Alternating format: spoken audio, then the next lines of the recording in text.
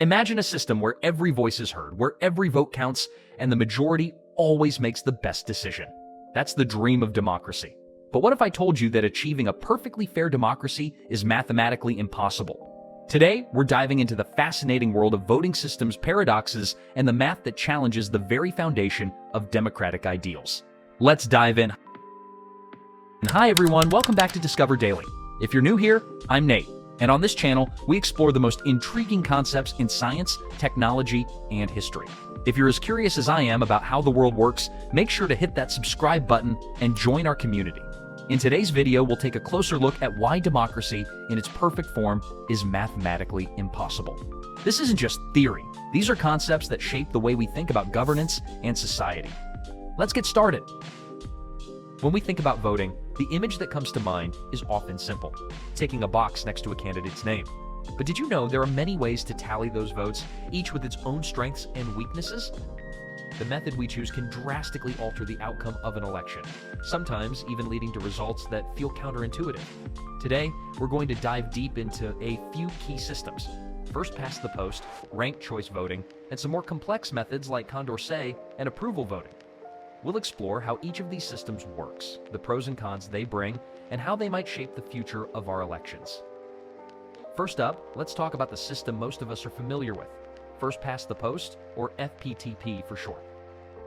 In a first past the post system, the candidate with the most votes wins, plain and simple.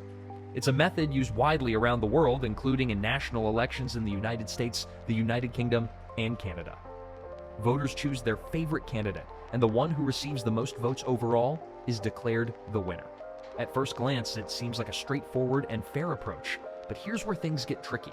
FPTP can result in a winner who doesn't have majority support. Imagine an election with three candidates. Candidate A gets 40% of the vote, candidate B 35%, and candidate C 25%. Under FPTP, candidate A wins, despite the fact that 60% of voters preferred someone else.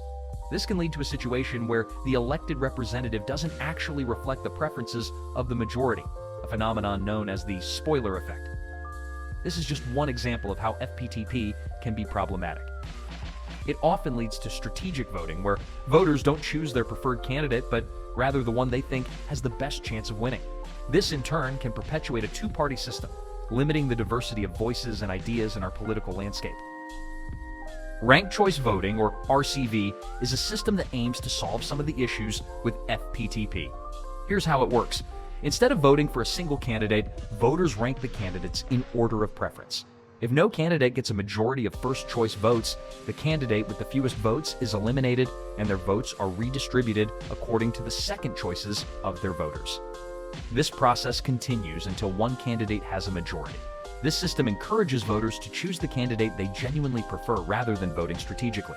It also means that a candidate who is broadly acceptable to a majority of voters is more likely to win, even if they aren't everyone's first choice.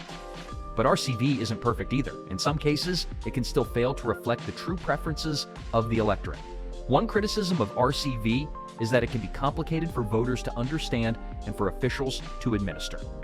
There's also the risk of what's called ballot exhaustion, where votes become irrelevant if all the voters' preferred candidates are eliminated before the final round. Despite these challenges, RCV has been gaining popularity in cities and states across the US, and it's seen by many as a step toward more representative elections. Now let's dive into something even more complex: Condorcet's paradox.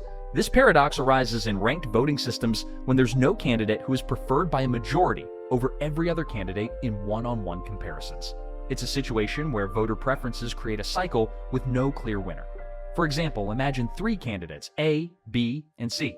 Some voters prefer A over B, others prefer B over C, and another group prefers C over A. No matter which candidate you choose, there's always another that a majority of voters would prefer. This paradox shows the limitations of even the most seemingly fair voting systems. It's a reminder that the way we aggregate individual preferences can sometimes lead to outcomes that don't truly represent the collective will of the people. Condorcet's paradox isn't just a theoretical problem, it can have real-world implications, particularly in elections with many candidates.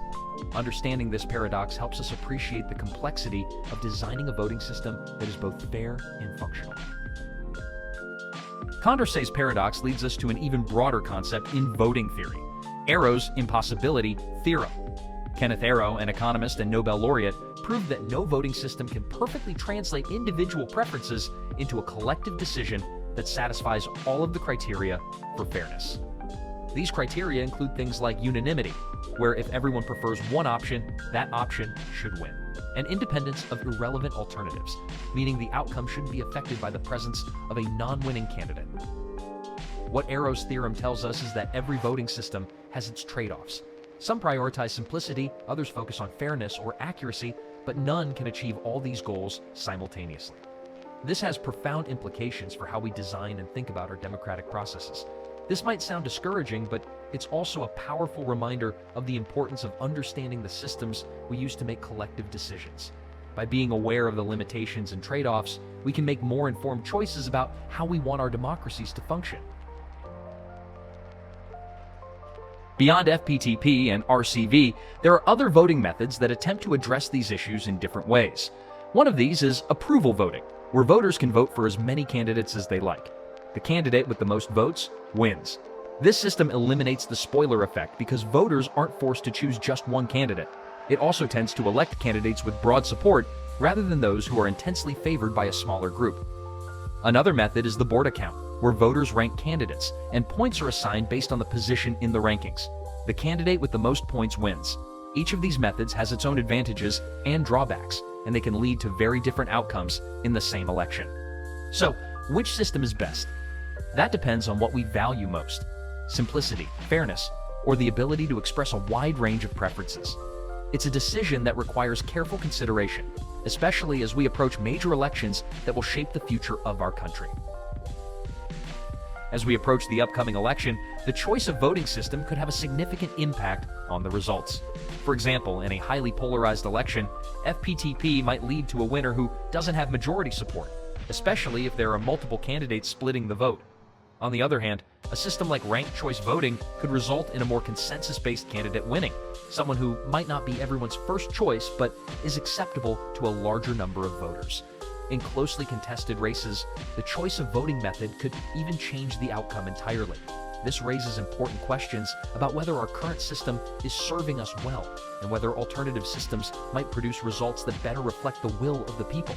As voters, understanding these systems can empower us to advocate for the changes we believe will lead to a more representative and functional democracy.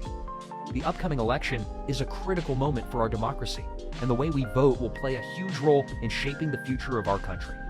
Whether it's through first past the post, ranked choice, or another system, the method we choose will have lasting effects on the political landscape. Thanks for watching. I hope this video gave you a deeper understanding of the complexities behind our voting systems. Remember, democracy isn't just about casting a vote, it's about how that vote is counted. If you found this video informative, be sure to like, subscribe, and hit that notification bell so you don't miss any of our future deep dives. And as always, stay curious.